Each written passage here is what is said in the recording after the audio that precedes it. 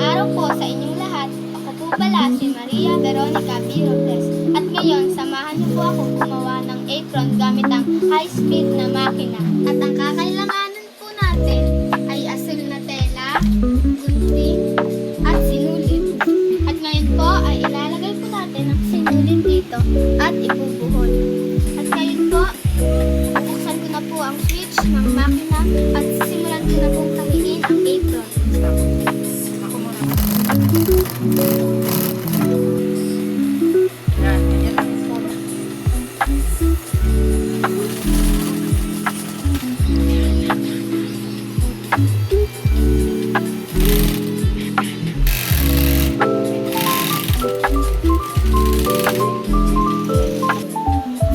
Nabuo ko na po ang apron at ang at ang sunod ko pong gagawin ay ang tali.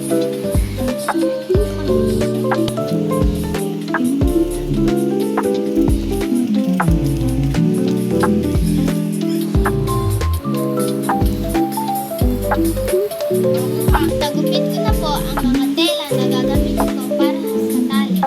At tatahiin ko na po ang mga tela na gagamitin para sa tali ng apron.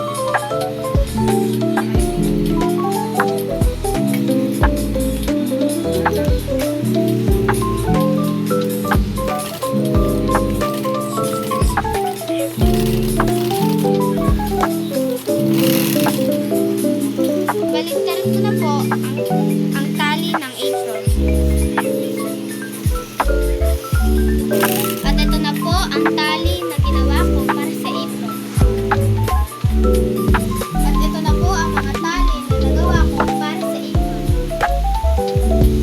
Ngayon po ay kinakabit ko na po ang tali sa apron.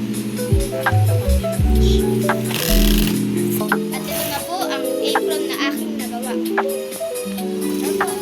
Muli, ako po si Maria Veronica B. Robles mula sa 5 Principal.